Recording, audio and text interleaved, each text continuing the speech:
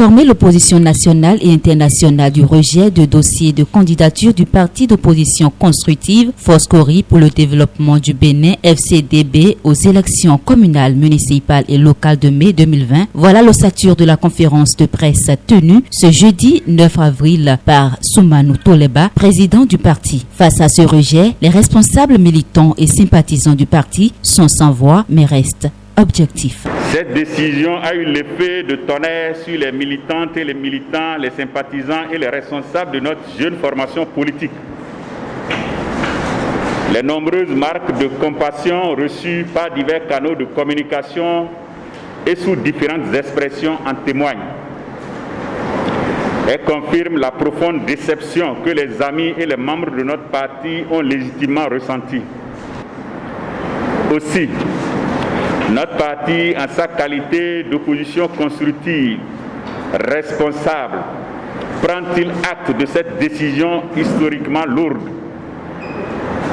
Néanmoins, après consultation des militantes et militants, puis des responsables à divers niveaux du parti et prenant en compte leurs souhaits, nous avons en toute conscience décidé de ne pas formuler le moindre recours.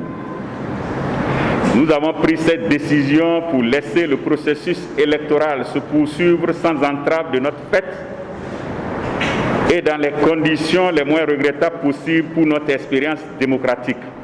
Droit dans ses bottes, le président Soumanou Toleba a rappelé les convictions de base de son parti politique qui ne se laisse pas guider par l'intérêt personnel. Nous voulons néanmoins rappeler que notre parti, Foscori pour le développement du Bénin, est à ce jour le seul parti politique qui s'est ouvertement réclamé de l'opposition constructive et qui s'impose progressivement et méthodiquement comme tel dans l'arène politique nationale.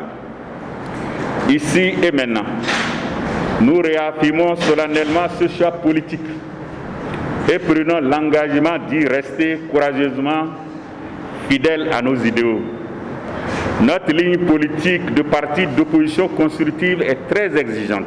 Le bureau exécutif du parti, par la voix de son président, bien qu'étant opposant, reconnaît les efforts du gouvernement impulsés par le président Patrice Talon et donne carte blanche à ses militants de soutenir l'un des partis proches du pouvoir, en l'occurrence le Bloc républicain et l'Union progressiste. Le bureau exécutif national, donc la direction au sommet du parti par ma voix, et après large concertation des responsables de nos 546 cellules d'arrondissement, déclare faire confiance à chaque coordonnateur communal avec ses camarades des arrondissements pour qu'ils déterminent ensemble et librement, en tenant compte des réalités locales, le comportement électoral qui convient sur la base de la recommandation essentielle suivante.